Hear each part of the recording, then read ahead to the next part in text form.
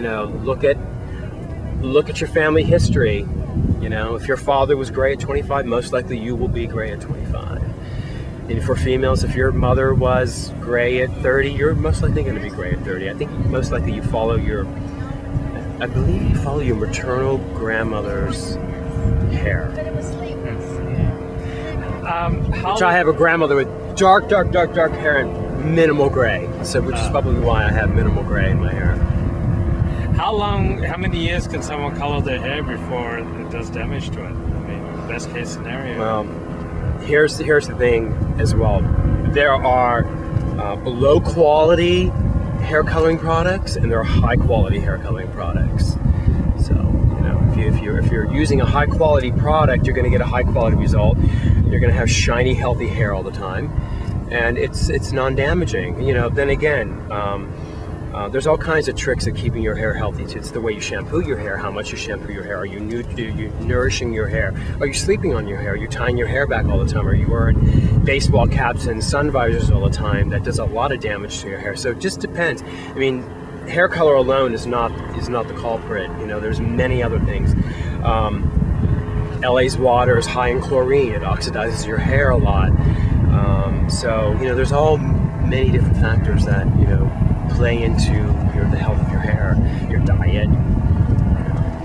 That also is very important too. You keep a healthy body, you're going to have healthy hair and nails. Right. So you're saying wearing a sun visor is a good idea or a bad idea? It's a good.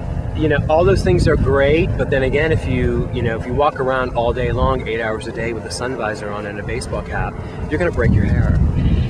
You're going to have this line of damage around your head. And I see it all day long in the salon. I see it all day long. I tell female clients to wrap your hair in a scarf. Tie your hair back with a hair ribbon, like the little hair ribbons you used when you were a little girl. Be gentle to your hair as much as possible. I know we live in a fast, crazy world. We live in a fast, crazy town, and you're constantly on the go and rushing out of the house. But you've got to just for a minute, 30 seconds, 20 seconds, whatever, stop and think about taking care of your hair for a second. What kind of influence on a person have you seen as they change colors? I mean, I assume that having blonde hair does something different to you than having black hair. Well, the whole blonde myth, blondes have more fun. I guess that's why a lot of clients want to go lighter. But then again, there's many shades of blonde. There's blonde is not only white and blonde is not only yellow. There's many different shades of blonde. Not everyone can be a blonde. If you're a blonde child, you can get away with being blonde in your 30s and 40s, but you want to start to richen your hair color when you get older, because your color in your skin changes. You need to keep yourself from having yourself being washed out looking. So it's very important. I pay a lot of attention to eye color and skin color when I'm matching blonde tones, because you need to make sure that your clients look healthy. I mean, you want color to you want to draw color to their face, and you want to draw their eye color out. Does it affect their personality when they change hair color, or Well, is that just a myth? Are you meaning going from a brunette to going to a blonde, or a blonde going to... I avoid that at all costs, because here's the thing. Like I said, it's only hair. Okay, so if you go from a brunette to a blonde, and then you decide that you don't like it anymore and want to go back to a brunette, it's never the same. It's never the same unless you're in the salon, bi-weekly, having it toned and conditioned and blow dried, and it's just never the same. You're stripping the hair cuticle, trying to put color back into it. It just never holds. It's never the same, and vice versa.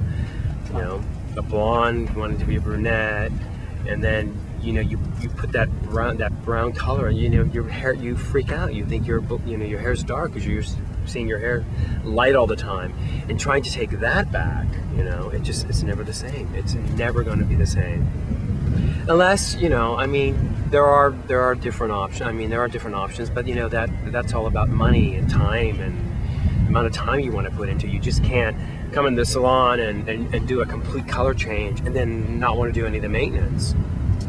Right. It's different if you want to come in every 2-3 weeks and have it retoned and have the ends touched up and have it it needs attention, and it's high maintenance when you start doing all that. And if you don't have the money and the time to do that, I tell them to go to the store and buy a wig. If you want to be a brunette for 2 weeks, go to the wig store and buy a brunette wig. Save your hair and buy a brunette wig. Have fun with it. And when you're done with it, you'll have your hair. You'll have your natural hair back underneath. That makes sense. What are your favorite types of clients? My favorite types of clients. I love all my clients because they're all uniquely individual. And that's what's great about it. I don't have a set kind of clientele. I don't have all women from Brentwood or all Beverly Hills or all Hollywood. It's sort of like I have clients coming in from Vegas, San Diego, Orange County, flying in from San Francisco, Las Vegas, Denver, Dallas, New York. So I sort of get this whole mixture. The clients I have are the clients who are really more into my theory, my way of doing my thing. They're into my thing. We relate. They understand me. They get me. I get them. I understand them. It's that kind of a relationship. You come in, because everybody has their idea of what this should be and what that should be, and that's the whole basis of developing a clientele. Is you need people that you relate with, and I relate with my clients. And if we don't relate, then you're probably most likely not going to come back to me. And that's fine, because there's always going to be somebody who understands my logic, understands my theory, understands my way of doing color, understands my whole thing. And those are the clients that you want to keep because you relate with them. You develop a relationship, you develop a personality with them. Are the concerns of your clients in LA any different from Miami? Do you notice any? No, there's none. I mean, it's all the same. It's all basically the same. I think so. I haven't really. I mean, East Coast women are not as blonde as they are in LA, meaning that brunettes are brunettes and blondes are blondes on the East Coast. There's no really crossing over. I notice in LA there's a lot of crossover.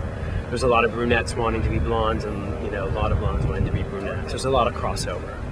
People come to LA because unlimited possibilities. I think unlimited possibilities, but like I said, not all highlights are blonde, or yellow and blonde and white. There's caramel, there's gold, there's coppers, there's a whole array of colors. You can be a brunette and have beautiful highlights. It just cannot be white or yellow. Right. You keep that natural base that you were born with, but just enhance it. The purpose of putting highlights in your hair is for light reflection, so you brighten up the whole head.